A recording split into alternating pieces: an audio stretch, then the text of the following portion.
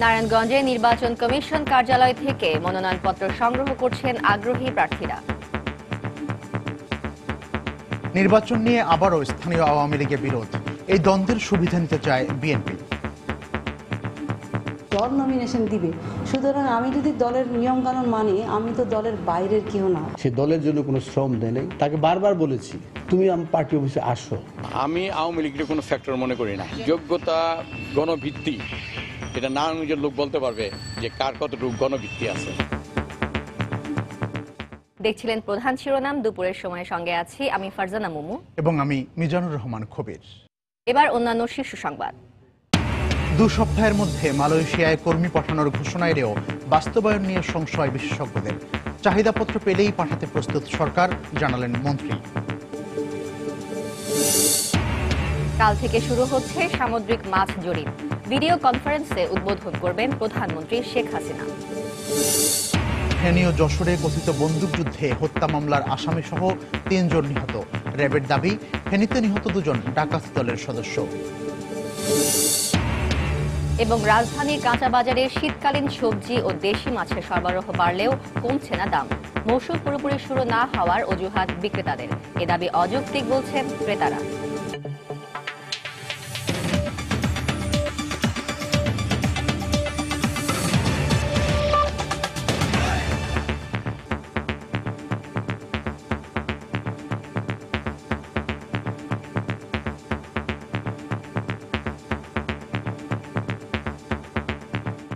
আসন্ন Narayanganj city corporation নির্বাচনে প্রতিদ্বন্দ্বিতা করতে দ্বিতীয় দিনের মতো মনোনয়নপত্র সংগ্রহ করছেন প্রার্থীরা।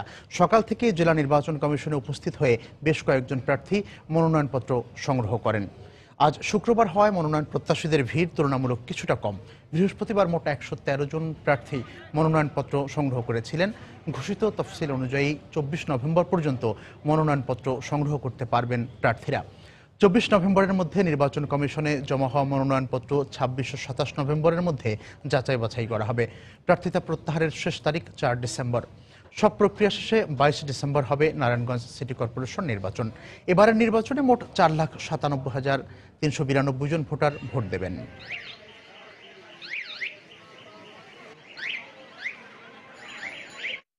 এই মুহূর্তে নারায়ণগঞ্জের নির্বাচন কমিশন কার্যালয়ের সামনে আছেন রিপোর্টার তাফসির বাবু। আমরা সরাসরি চলে যাচ্ছি তার কাছে। তাফসির। হ্যাঁ কবির, আসলে আমরা এই নির্বাচন কমিশন কার্যালয়ে রয়েছি সকাল থেকে। তো যেটি হয়েছে যে মনোনয়নপত্র এখান থেকে কিন্তু যারা কিনতে আসছেন কাউন্সিলর কিংবা মেয়র প্রার্থী তাদেরকে দেয়া হচ্ছে।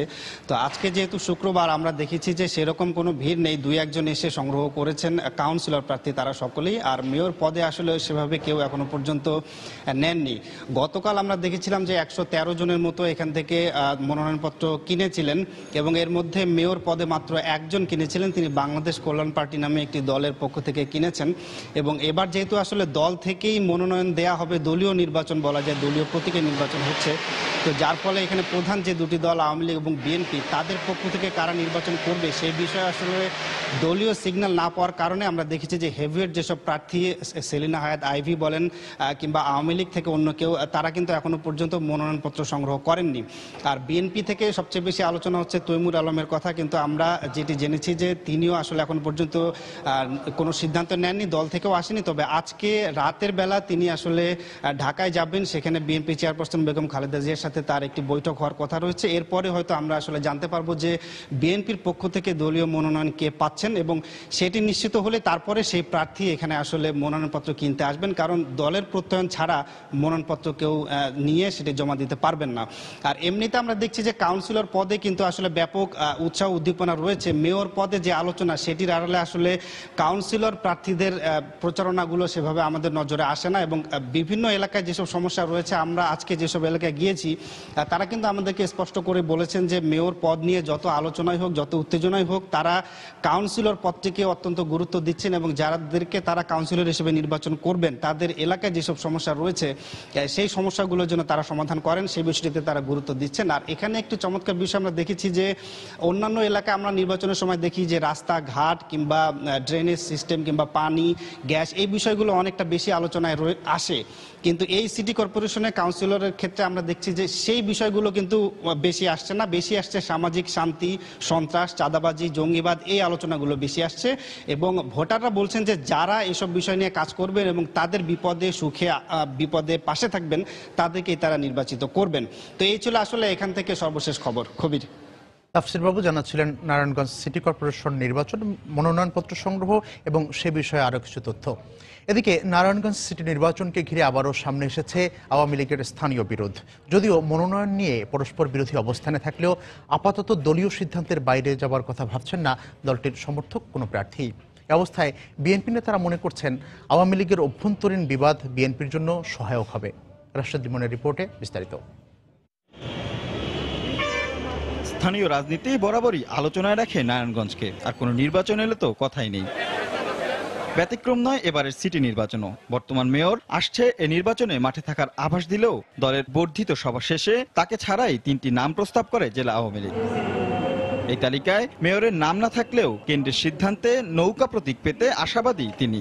তবে দলীয় মনোনয়ন না পেলেও নৌকার সঙ্গে থাকবেন মেয়র। গতবারের সিচুয়েশন দলীয় সমর্থন প্রাপ্ত, এবার কিন্তু দল নমিনেশন দিবে। সুতরাং আমি যদি দলের নিয়মকানুন মানি, আমি তো দলের বাইরের কেউ না বা দলের বাইরে যেতে পারবো না।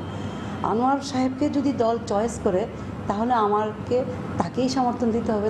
এদিকে বর্তমান মেয়র দলের জন্য তেমন কিছু দিতে পারেনি বলে অভিযোগ করলেন মহানগর সভাপতি। সে দলের জন্য কোনো শ্রম দেয় নাই। তাকে বারবার বলেছি, অনেক চেষ্টা, অনেক বিরাট বড় একটা শক্তির বিরুদ্ধে তোমাকে লড়াই করে আজকে আওয়ামী লীগ বানিয়ে তোমাকে আমি তোমার জন্য পরিশ্রম করেছি। তুমি আমার পার্টি অফিসে আসো, শেখ হাসিনা যদি আমাকে মনোনয়ন দেয় আমি সেই নির্বাচনটা করার জন্য মন মানসিকভাবে প্রস্তুত। তবে মাঠে নৌকা প্রতীক নিয়ে একজন থাকলেও ক্ষমতাসীনদের দৃশ্যমান বিভক্তি ব্যালট বাক্সে প্রভাব ফেলবে বলে মনে করে বিএনপি। দলীয় প্রার্থী নিয়ে চূড়ান্ত সিদ্ধান্ত না হলেও বিরোধী শিবিরের এই অন্তর্কোন্দল বিএনপির জন্য সহায়ক হবে বলে মনে করেন জেলা বিএনপি সভাপতি। আমি আওয়ামী লীগের কোনো ফ্যাক্টর মনে করি না, কোনো সময় কোনো বিষয় ফ্যাক্টর মনে করি না। যোগ্যতা, গণভিত্তি, এটা নারায়ণগঞ্জের লোক বলতে পারবে যে কার কতটুকু গণভিত্তি আছে। তবে সবকিছু ছাপিয়ে প্রতিযোগিতার এক নির্বাচনের অপেক্ষায় এই নগরবাসী। রাশেদ লিমন, সময় সংবাদ, নারায়ণগঞ্জ। দুপুরের সময় আরও থাকছে। সিলেটের মালনীছড়া চা বাগানের দায়িত্বে ভুয়া ডাক্তার ব্যবহার করছেন বিভিন্ন চিকিৎসকের রেজিস্ট্রেশন নম্বর। কিছুই জানেন না জেলা সিভিল সার্জন।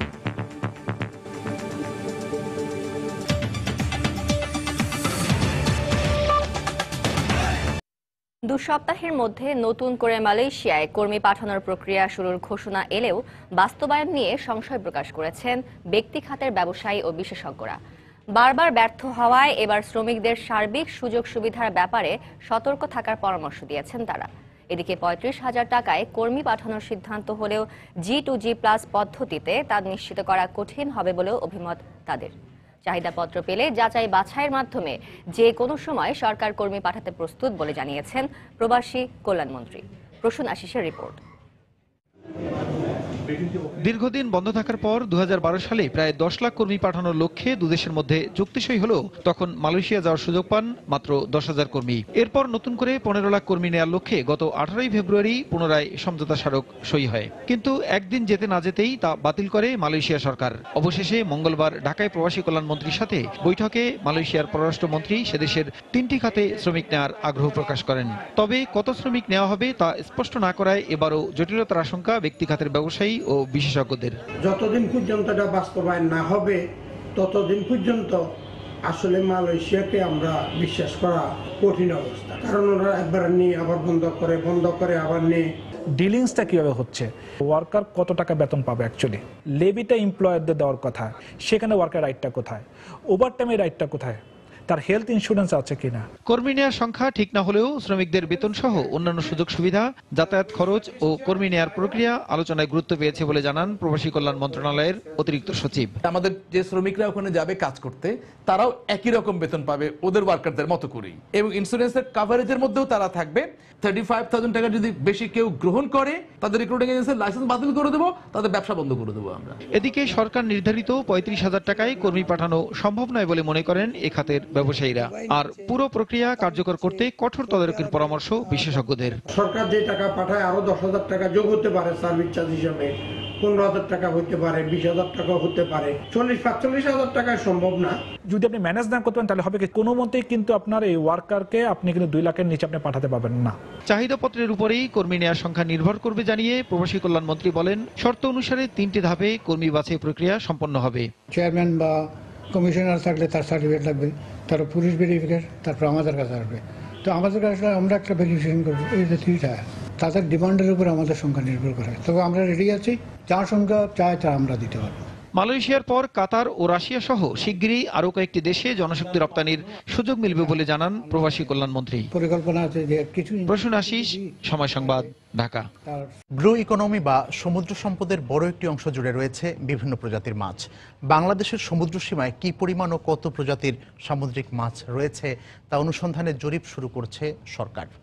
আগামীকাল ভিডিও কনফারেন্সের মাধ্যমে চট্টগ্রাম থেকে জরিপ কাজের উদ্বোধন করবেন প্রধানমন্ত্রী।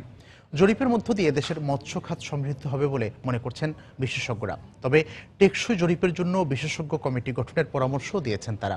বিস্তারিত জানাচ্ছেন কাজল আব্দুল্লাহ। বিশ্বে আগামী দিনে অর্থনৈতিক সম্পদের অপার সম্ভাবনাময় ক্ষেত্র হিসেবে দিন দিন বেশ আলোচিত হয়ে উঠছে ব্লু ইকোনমি বা সমুদ্র অর্থনীতি। উন্নত দেশগুলো ইতিমধ্যে তাদের সমুদ্র সীমায় সম্পদ অনুসন্ধান ও আহরণ শুরু করেছে। দেরিতে হলেও বাংলাদেশ সরকারও গ্রহণ করেছে বিভিন্ন পদক্ষেপ।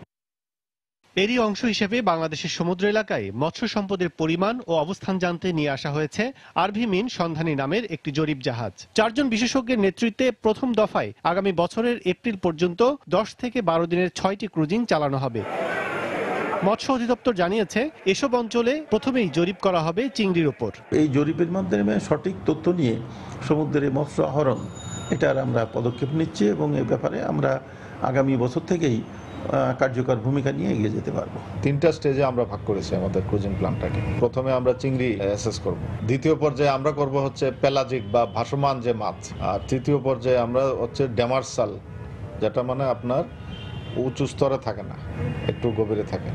সরকারের এই পদক্ষেপ নেয় বাংলাদেশের মৎস্য খাত অনেকটাই এগিয়ে যাবে বলে মনে করছেন সংশ্লিষ্টরা। তবে টেকসই জরিপের জন্য বিশেষজ্ঞদের নিয়ে কমিটি গঠনের পরামর্শ তাদের। সবচেয়ে বেটার সুবিধা হবে যে আমাদের বর্তমানে আমাদের মৎস্য সম্পদের যে মজুদটা আছে সেটা কি পরিমাণ আছে এটা নির্ধারণ করা যাবে। আমরা ঢাকা বিশ্ববিদ্যালয় এবং চট্টগ্রাম বিশ্ববিদ্যালয়ের শিক্ষকরাই সমুদ্র নিয়ে বেশি গবেষণা করেন। তো আমার মনে হয় যে এই দুটো বিশ্ববিদ্যালয় থেকে যদি আপনার বেশি সংখ্যক রিসার্চার, গবেষক এবং শিক্ষক নিয়ে একটা কমিটি গঠন করা হয়, তাহলে পরে আমরা যে জরিপটা করব সেই জরিপটা সম্ভবত একটা ভালো কিছু আমরা বের করে নিয়ে আসতে পারবো। ভারত ও মিয়ানমারের সঙ্গে বিরোধ নিষ্পত্তির পর 1,18,813 বর্গ কিলোমিটার টেরিটোরিয়াল সমুদ্র অঞ্চল অর্জনের মধ্যে 200 নটিক্যাল মাইল অর্থনৈতিক এবং চট্টগ্রাম উপকূল থেকে 354 নটিক্যাল মাইল পর্যন্ত মহীশপানের তলদেশে অবস্থিত সব ধরনের প্রাণীজ ও অপ্রাণীজ সম্পদের ওপরও অধিকার নিশ্চিত করেছে বাংলাদেশ। কাজল আব্দুল্লাহ, সময় সংবাদ, ঢাকা। ফেনীতে গুলিবিদ্ধ হয়ে 2 জন নিহত হয়েছে। র্যাবের দাবি, বন্দুকযুদ্ধে নিহত 2 জন ডাকাত দলের সদস্য। ভোরে ঢাকা চট্টগ্রাম মহাসড়কে এ ঘটনা ঘটে।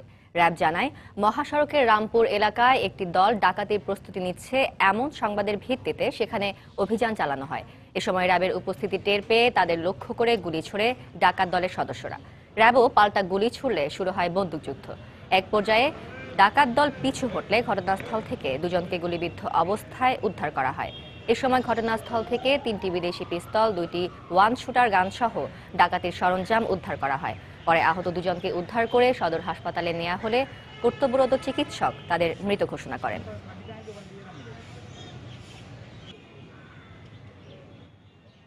সকাল 6:10 র্যাব কর্তৃক 2 জন গুলিবিদ্ধ ব্যক্তিকে মৃত অবস্থায় সদর হাসপাতালে নিয়ে আসা হয়। আমরা এখন প্রসিডিউর শেষে এগুলি পোস্টমর্টেম করব। পোস্টমর্টেম করলে মৃত্যুর কারণ বলতে পারবো। যশোরে গুলিবিদ্ধ হয়ে হত্যা মামলার আসামি হাফিজুর রহমান নিহত হয়েছে। পুলিশের দাবি, বন্দুকযুদ্ধ। পুলিশ জানায়, গতরাত 2টোর দিকে শহরের খোলাডাঙ্গা সার গোডাউন এলাকায় 2 দল সন্ত্রাসী গ্রুপের মধ্যে গোলাগুলি চলছে এমন সংবাদের ভিত্তিতে সেখানে অভিযান চালানো হয়। তবে পুলিশের উপস্থিতি টের পেয়ে সন্ত্রাসীরা পালিয়ে গেলেও ঘটনাস্থলে হাফিজুর রহমানের গুলিবিদ্ধ লাশ পড়ে থাকতে দেখা যায়। পরে তার লাশ উদ্ধার করে সদর হাসপাতাল মর্গে পাঠায় পুলিশ। ঘটনাস্থল থেকে উদ্ধার করা হয় একটি বিদেশি পিস্তল, একটি ম্যাগাজিন ও 2 রাউন্ড গুলি। এদিকে নিহত হাফিজুর রহমান এলাকার কুখ্যাত সন্ত্রাসী এবং তার বিরুদ্ধে খুন, অস্ত্র, মাদক ও বিস্ফোরণ আইনে অন্তত 12টি মামলা রয়েছে বলে নিশ্চিত করেছে পুলিশ।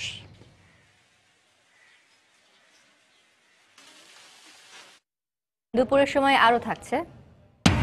বিপিএলে দিনের প্রথম ম্যাচে টস হেরে রাজশাহী কিংসের বিপক্ষে ব্যাট করছে চিটাগং ফাইটিংস। সন্ধ্যায় রংপুর রাইডার্সের মুখোমুখি হবে কুমিল্লা ভিক্টোরিয়ান্স।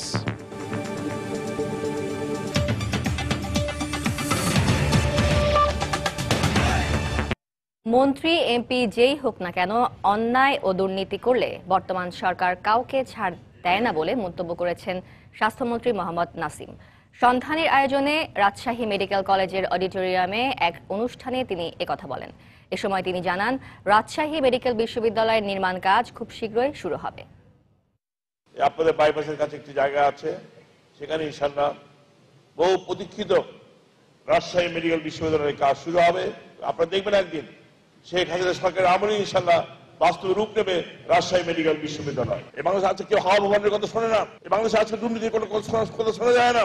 এমপি কেউ জেলে পাঠিয়েছেন, ছাত্রলীগকে ফাঁসি আসামি বানিয়েছে বিশ্ব হত্যার পরে, সেখানে নিজের দলকে স্বাধীন করে নেই। তিনি বাংলাদেশের বঙ্গবন্ধুর কন্যা, মানুষকে ভালোবাসেন, মানুষ এগিয়ে নিয়ে যেতে চান। জাতীয় নির্বাচন ও নির্বাচন কমিশন গঠন নিয়ে উদ্ভূত সমস্যা আলোচনার মাধ্যমে সমাধান করতে সরকারের প্রতি আহ্বান জানিয়েছেন বিএনপির ভাইস চেয়ারম্যান শামসুজ্জামান দুদু। বেগম খালেদা জিয়ার বিরুদ্ধে গ্রেফতারি পরোয়ানা প্রত্যাহারের দাবিতে সকালে জাতীয় প্রেস ক্লাবের সামনে মানববন্ধনের আয়োজন করে স্বাধীনতা ফোরাম।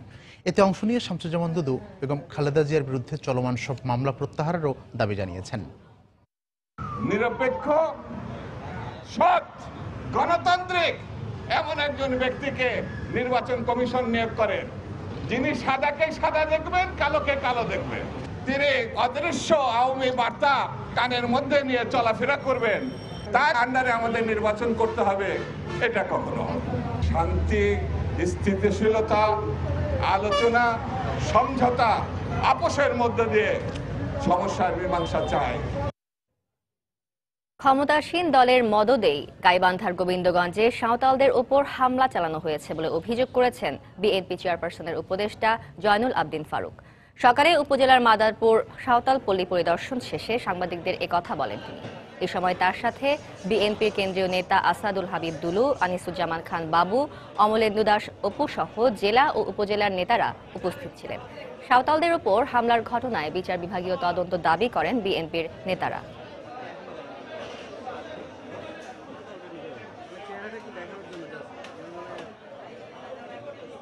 সরজমিনে এখানে এসে আমরা যা দেখেছি, যা শুনেছি, প্রত্যক্ষদর্শীর কাছ থেকে আমাদের সহকর্মীদেরকে নিয়ে তারা স্বীকার করেছে এই ঘটনাটা সম্পূর্ণ ঘটিয়েছে বর্তমান প্রশাসন এবং আওয়ামী লীগের ছত্রছায়াটা সংঘটিত হয়েছে। সরকার মানুষকে নিরাপত্তা দিতে পারে না, এখন একটা পুলিশ নেই, তারা ভয়ে এখনো আতঙ্কিত আছে। বাংলাদেশ জাতীয়তাবাদী দল যখন ক্ষমতা আসবে, অক্ষরে অক্ষরে এসব আইনের আওতায় নয় বিচার করা হবে। ব্রাহ্মণবাড়িয়ার নাসিরনগর ও গাইবান্ধার গোবিন্দগঞ্জের ঘটনায় স্থানীয় রাজনৈতিক ইন্ধন রয়েছে বলে মন্তব্য করেছেন জাতীয় মানবাধিকার কমিশনের চেয়ারম্যান কাজী রিয়াজুল হক। সকালে Dhaka residential model school and কলেজে আন্তঃকর্পোরেট প্রতিষ্ঠান টি-20 ক্রিকেট টুর্নামেন্টের উদ্বোধন শেষে সাংবাদিকদের সঙ্গে কথা বলেন তিনি। এছাড়াও আদালতের নির্দেশ ছাড়া সাঁওতালদের উচ্ছেদ করার প্রক্রিয়া অবৈধ বলেও মনে করেন তিনি।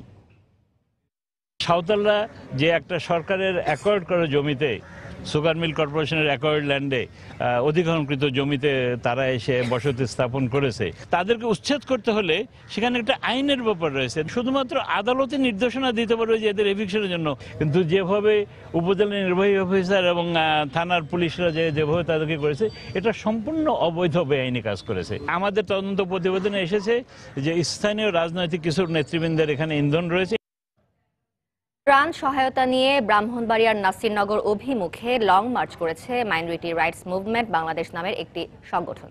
সকালে ঢাকা বিশ্ববিদ্যালয়ের টিএসসি থেকে লং মার্চ শুরু করে সংগঠনটি। এ সময় তারা নাসিরনগরে দফায় দফায় সংখ্যালঘু সম্প্রদায়ের বাড়িঘর জ্বালিয়ে দেয়া হামলাকারীদের গ্রেফতার ও দ্রুত বিচারের মুখোমুখি করার দাবি জানান। পরে হামলার শিকার সংখ্যালঘু সম্প্রদায়ের জন্য ত্রাণ সহায়তা নিয়ে নাসিরনগরের উদ্দেশ্যে যাত্রা করে সংগঠনটি।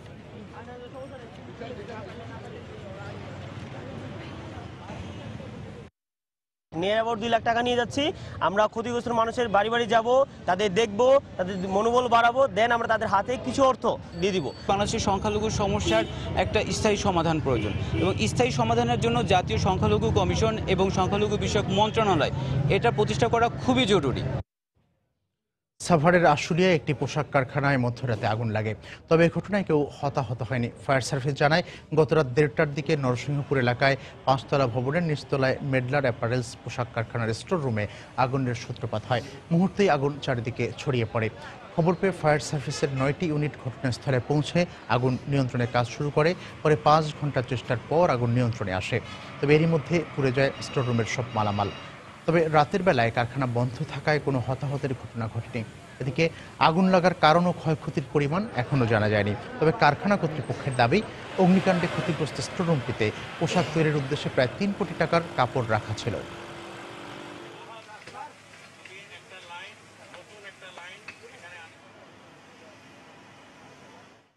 আগুন লাগছে স্টোর থেকে। বড় আকারে শিপমেন্ট থাকার কারণে অনেক সিকিউরিটি যারা থাকে বা যারা আপনার স্টোরের 2-1 লোক যারা লেবাররা এরাই ছিল, তাছাড়া অন্য বাইরের বা অন্য কোনো ওয়ার্কার ছিল না।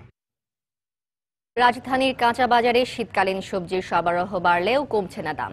উল্টো সপ্তাহ খানেক আগের তুলনায় বেড়েছে কয়েকটি সবজির বাজার দর। বিক্রেতাদের দাবি, এখনো মৌসুম শুরু হয়নি বলেই বাড়তি দামে বিক্রি হচ্ছে শীতকালীন সবজি। এদিকে বাজারে ইলিশের সরবরাহ কমলেও অন্যান্য মাছের আমদানি বেড়েছে, তবে সে তুলনায় দাম কমেনি বলেই মনে করছেন ক্রেতারা।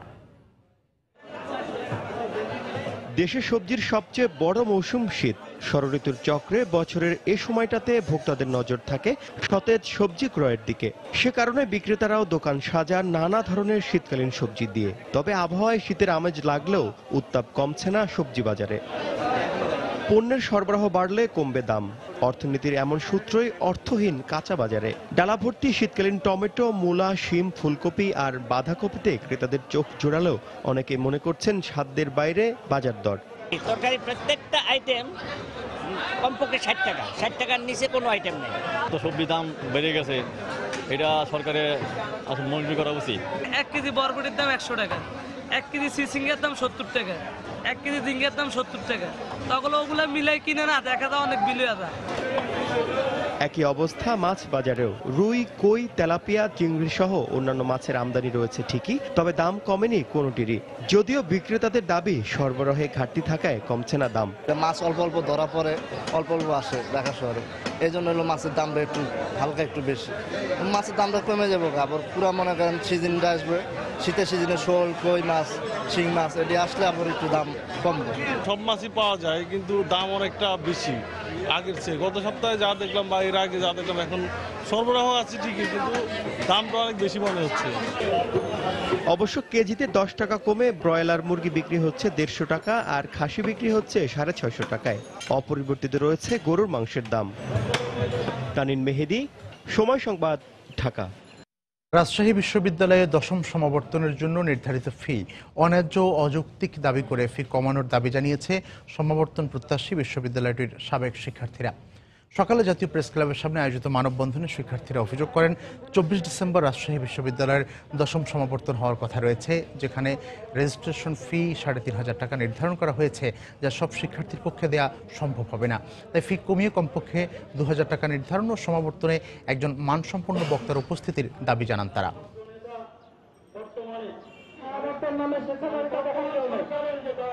সিলেটের মালনীছড়া চা বাগানের দায়িত্বে রয়েছেন একজন ভুয়া ডাক্তার।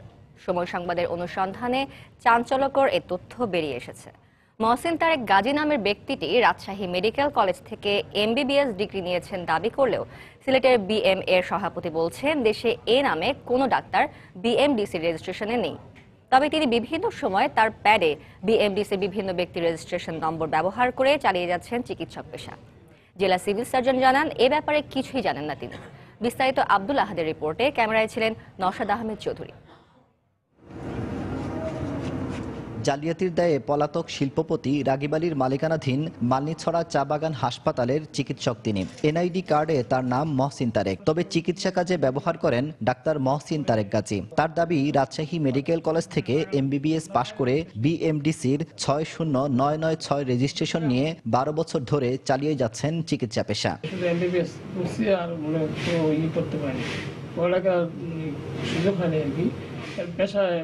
পেশায় জড়িয়ে পড়ছি আর কি। রেজিস্টার নাম্বার 60 এর আগে আমি যে প্রাইভেট প্র্যাকটিস করছি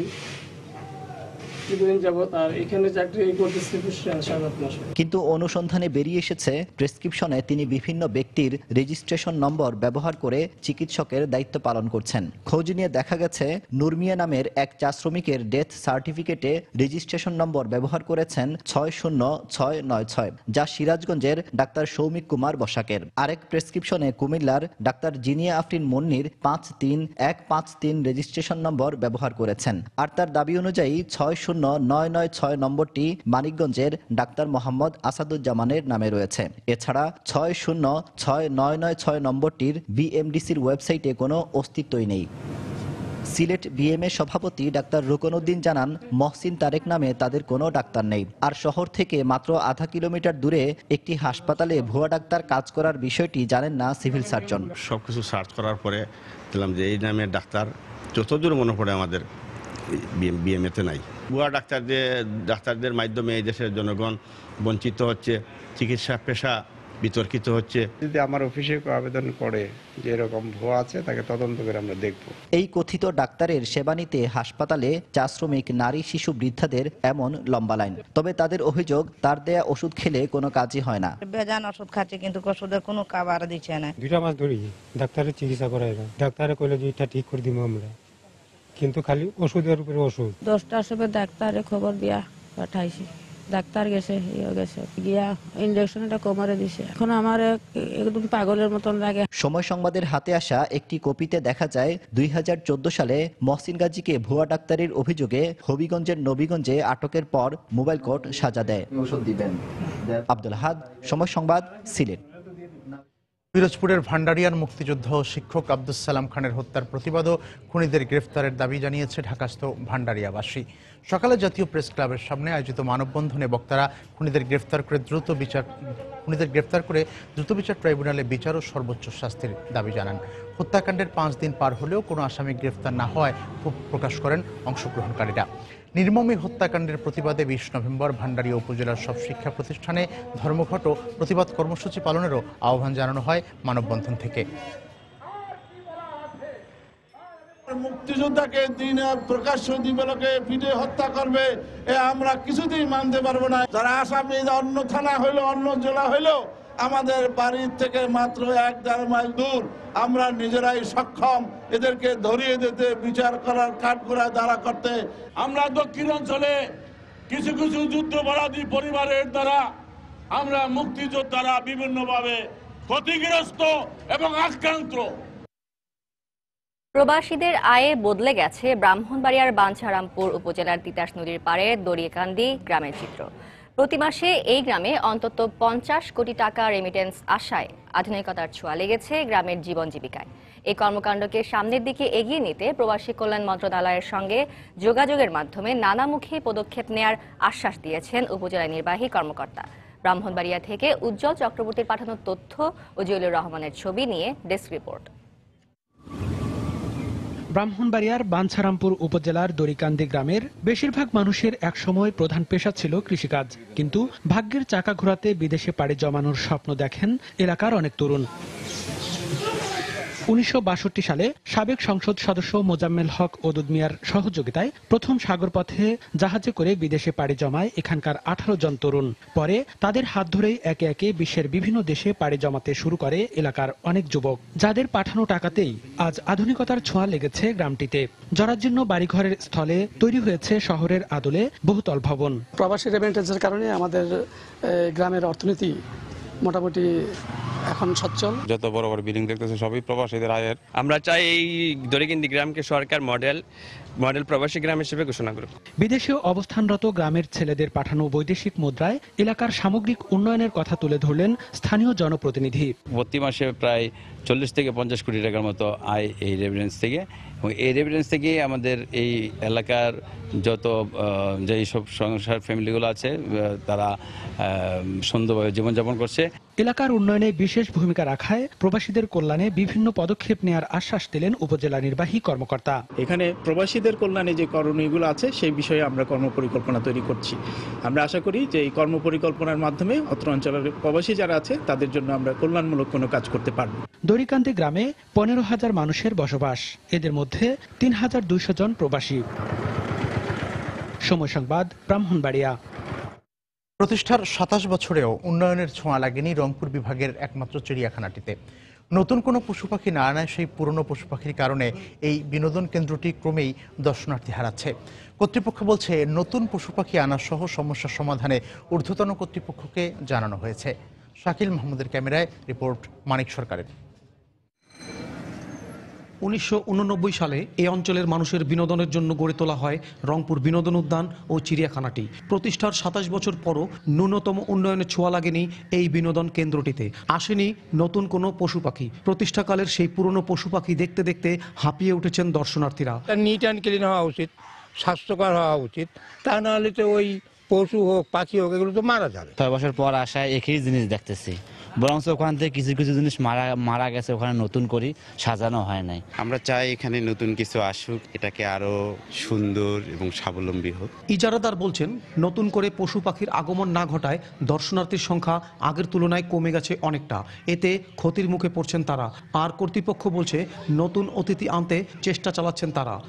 আগে মোটামুটি 2-3 হাজার লোক হইতো পার দিন, এখন তেমন 700-800-900 এরকম হয়। চিড়িয়াখানা ডেভেলপ হোক, নতুন কিছু প্রাণী দিক। জিরাফ অথবা জেব্রা আমাদের রাখার মতো জায়গা আছে, দেওয়া হয় তাহলে আর দর্শনার্থীর সংখ্যা আরও বেশি পাবে, বিনোদন তারা পাবে এবং সেদিকে সরকারের রাজস্ব বাড়বে।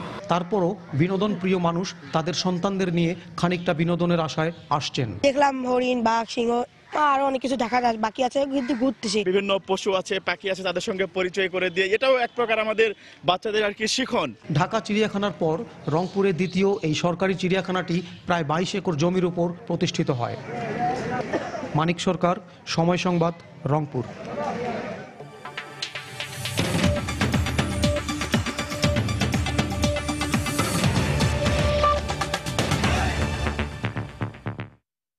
ট্রাম্প রাশিয়ার সঙ্গে গঠনমূলক ও সহযোগিতার সম্পর্ক গড়ে তুলবেন বলে আশা প্রকাশ করেছেন মার্কিন প্রেসিডেন্ট বারাক ওবামা। বৃহস্পতিবার বার্লিনে জার্মান চ্যান্সেলর অ্যাঙ্গেলা মার্কেলের সঙ্গে বৈঠকের পর যৌথ সংবাদ সম্মেলনে ওবামা বলেন, প্রয়োজনে রাশিয়ার পাশে দাঁড়ানোর পাশাপাশি আন্তর্জাতিক আইন লঙ্ঘন করলে এর বিরুদ্ধেও দাঁড়াতে হবে। বিভিন্ন দেশে রাশিয়ার সাইবার আক্রমণের সুস্পষ্ট প্রমাণ রয়েছে উল্লেখ করে এ ব্যাপারে ট্রাম্পকে সতর্ক হওয়ার আহ্বান জানান ওবামা। পাশাপাশি রাশিয়ার সঙ্গে সহযোগিতার ক্ষেত্রগুলো চিহ্নিত করে দেশটির সঙ্গে সম্পর্কে আরও কৌশলী হওয়ার পরামর্শ দেন তিনি। যৌথ সংবাদ সম্মেলনে ওবামা ও মার্কেল দুই দেশের পারস্পরিক সহযোগিতা ভবিষ্যতে আরও বাড়বে বলে আশা প্রকাশ করেন। একই সঙ্গে ইউরোপীয় ইউনিয়নের সঙ্গে মার্কিন সম্পর্ক জোরদার হবে বলেও আশাবাদ ব্যক্ত করেন তারা। যুক্তরাষ্ট্র ন্যাটোর গুরুদায়িত্ব পালন করছে উল্লেখ করে এই সামরিক জোটের প্রতি ট্রাম্পের নেতিবাচক মন্তব্যের সমালোচনা করেন জার্মান চ্যান্সেলর।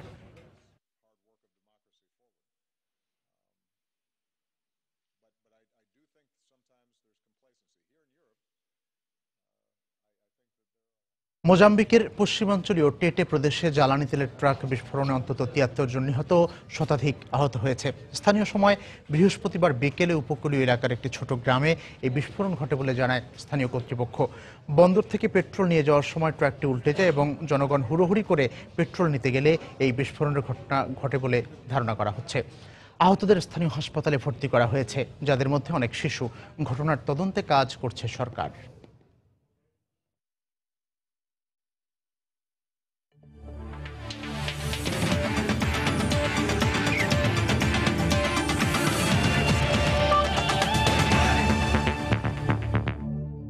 বিপিএল ক্রিকেটের খবর। চট্টগ্রামের জোহর আহমেদ চৌধুরী স্টেডিয়ামে রাজশাহী কিংসের মুখোমুখি হয়েছে স্বাগতিক চিটাগং ভাইকিংস। টস হেরে ম্যাচে আগে ব্যাট করছে তামিম ইকবালের দল। শেষ খবর পাওয়া পর্যন্ত চিটাগাংয়ের সংগ্রহ 4 উইকেটে 114 রান। আগে ব্যাট করতে নেমে বেশ ভালো শুরু ইঙ্গিত দিয়েছিলেন দুই স্বাগতিক ওপেনার তামিম ইকবাল ও ডোয়াইন স্মিথ, কিন্তু রাজশাহীর তরুণ তারকা মেহেদী মিরাজের তার দারুণ এক ডেলিভারিতে দলীয় 17 রানে এলবিডব্লিউর ফাঁদে পড়ে সাজঘরে ফেরেন লোকাল বয় তামিম ইকবাল। আসরের প্রথমবারের মতো ভালো কিছুর ইঙ্গিত দেয়া ক্যারিবিয়ান ওপেনার ডোয়াইন স্মিথকে দারুণ এক ডেলিভারিতে ফেরান আবুল হাসান রাজু। পাওয়ার প্লের পর টানা 2 ওভারে গ্রান্ট এলিয়ট এবং জহুরুল ইসলাম অমিকে সাজঘরে ফেরান রাজশাহীর সামিত প্যাটেল। তবে এক প্রান্ত আগলে রেখে ভাইকিংসের ইনিংসের হাল ধরেছেন এনামুল হক বিজয়। তাকে ভালোই সঙ্গ দিচ্ছেন আফগান অলরাউন্ডার মোহাম্মদ নবী।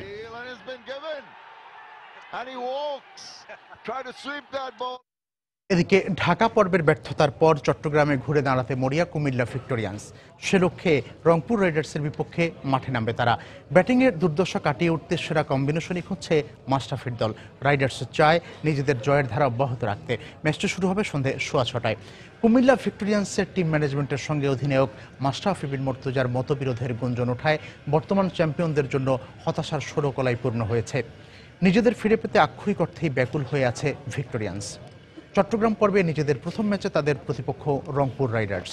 সবশেষ ম্যাচে বরিশাল বুলসের বিপক্ষে দারুণ এক জয়ের তরতাজা স্মৃতি নিয়েই মাঠে নামবে রংপুর। খুব শিগগিরই শেন ওয়াটসন, ডেভিড মিলারের মতো বিশ্ব তারকাদেরও যোগ দেওয়ার কথা রংপুর রাইডার্সের স্কোয়াডে। সঙ্গে আফ্রিদি শাহজাদরা দারুণ ফর্মে থাকায় আপাতত চিন্তামুক্তি আছে রাইডার্স সমর্থকরা।